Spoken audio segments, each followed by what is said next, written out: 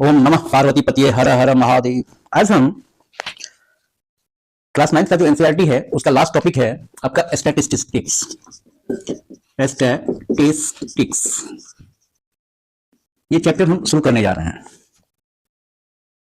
3-4 class होगा I think, या एक सप्ताह लगे, ये भी आपका एंड हो जाएगा।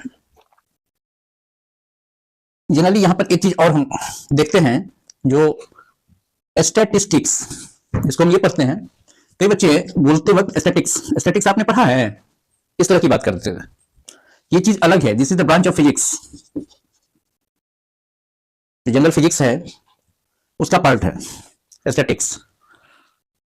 और ये आगे चल के अगर जब आप ग्रेजुएशन तक जाएंगे तो स्टैटिस्टिक्स एक अलग सब्जेक्ट भी आपको मिल जाएगा। ये मैथमेटिक्स का भी है, और ये मैथमेटिक्स ही नहीं, और ये अपना एक सेल्फ इंडिविजुअली ही ये एक पेपर हो जाता है मैथमेटिक्स के हिस्सा में भी, और मैथमेटिक्स सब्जेक्ट स्टैटिस्टिक्स सब्जेक्ट के रूप में भी। तो स्टैटिस्टिक्स जो है इसको हम डिफाइन करेंगे। It is a science of collection, presentation, analysis and interpretation of numerical data. It is a science of collection, presentation, analysis and interpretation of numerical data.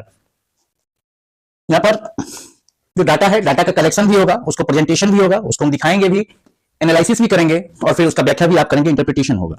अब यहाँ पर एक वर्ड आ जाता है डाटा। तो ये जो डाटा वर्ड है ये आपका प्लूरल वर्ड है। इसका सिंगुलर वर्ड जो है दैट इज कॉल्ड डेटम। इसी से ये आपका डाटा निकला है। अब डाटा जो होता है, डाटा दो टाइप का होता है। एक प्राइमरी डाटा होता है और दूसरा सेकेंडरी डाटा होता है। एक प्राइमरी डाटा और एक सेकेंडरी डाटा। प्राइमरी डाटा जो होता है इसमें क्या होता है, तो जो इन्वेस्टिगेटर जो है वो स्वयं डाटा को कलेक्ट करता है। जैसे अगर मान लीजिए हम जिस मोहल्ले में रहते हैं, इस मोहल्ले में हमें ग्रेजुएट्स, किस फैमिली में कितने ग्रेजुएट्स हैं, हमें ये पता लगाना है। तो हम क्या करेंगे, तो स्वयं घर घर जाके पता लगाएंगे। तो दैट इज कॉल्ड डाटा। ऐसा डाटा जो होगा वो आपका प्राइमरी डाटा कहलाएगा। और सेकेंडरी डाटा होता है, इसमें आप स्वयं नहीं, ये किसी और सोर्स से प्राप्त होता है। इट इज ऑब्टेन्ड, यहां पर हम कह सकते हैं it is obtained from other sources. जो किसी ने डाटा इकट्ठा किया था, उसका डाटा हम ले लिए और उसको हम शो कर रहे हैं, तो that is called secondary data. ये हमने स्वयं नहीं तैयार किया है। और यहां पर आप स्वयं तैयार कीजिएगा। अब जैसे आप ये भी देखते होंगे, जो इलेक्शन होता है, इलेक्शन का जो रिजल्ट आता है, तो वहां पर भी दो तरह का डाटा हो जाता है। एक प्राइमरी डाटा जो है वो इलेक्शन कमीशन का हिस्सा है, पार्ट काउंटिंग वोटिंग जितना है सो इलेक्शन कमीशन का है। तो ये आपका प्राइमरी डाटा हो जाएगा। न्यूज चैनल से जो आपको पता चल रहा है, जो न्यूज चैनल वाले जो आपको बतलाते हैं, तो यहाँ पर ये सीट पर ये पार्टी आगे बढ़ रही है, ये पीछे चल रही है, ये कैंडिडेट आगे बढ़ रहा है, ये कैंडिडेट पीछे चल रहा है, तो ये जो है ये आपका सेकेंडरी डाटा हो जाएगा। क्योंकि यहाँ पर तो इसका तो स्वयं नहीं है, ये भी किसी और से प्राप्त कर रहा है जानकारी। और जबकि इलेक्शन कमीशन, तो यहाँ पर तो सब रिपोर्टिंग डायरेक्ट इलेक्शन कमीशन के अंदर में ही काम चल रहा है काउंटिंग का। तो ये चीज आपका प्राइमरी डाटा हो जाएगा।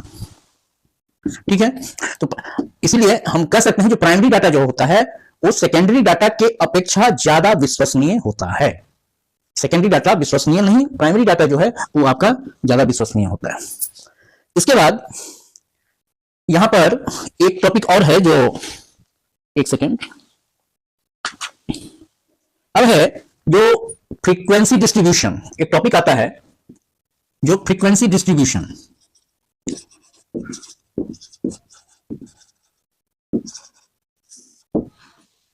पहले तो वर्ड है जो फ्रीक्वेंसी। तो फ्रीक्वेंसी कहां, दैट इज फ्रीक्वेंटली से हम कह सकते हैं, जो फ्रीक्वेंटली, तो जो चीज बार बार आए, नंबर ऑफ टाइम्स जो होगा दैट इज कॉल्ड फ्रीक्वेंसी।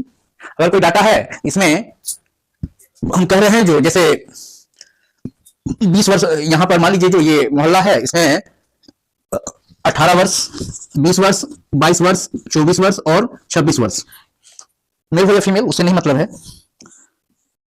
तो आप जब किसी घर में जाते हैं तो वहां पर पता लगाते हैं, तो टोटल जो आप कलेक्ट करेंगे तो 18 वर्ष वाले कितने हैं, तो मान लीजिए जो 5 आ गए इस मोहल्ले में, 20 वर्ष वाले 12 आ गए, 22 वर्ष वाले 15 आ गए, 24 वर्ष वाले 8 आ गए, 26 वर्ष वाले 10 आ गए।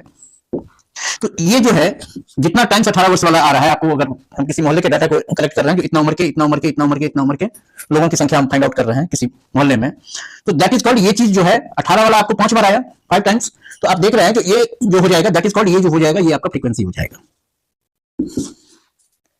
अब है फ्रीक्वेंसी डिस्ट्रीब्यूशन जो होता है वो दो तरह का होता है, एक है आपका डिस्क्रीट या अनग्रुप्ड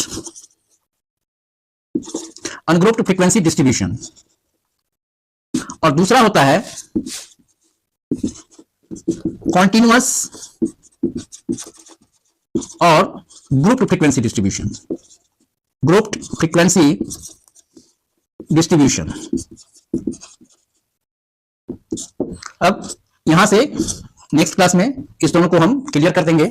आज के लिए इंट्रोडक्शन था स्टैटिस्टिक्स का, तो आज के लिए इतना ही रहने देते हैं। नेक्स्ट क्लास में इससे आगे बढ़ेंगे हम। इसके बाद हम आएंगे बार ग्राफ पर, हिस्टोग्राम और ये जो फ्रीक्वेंसी पॉलीगॉन है उस सब के बारे में डिस्कस करेंगे। Thank you.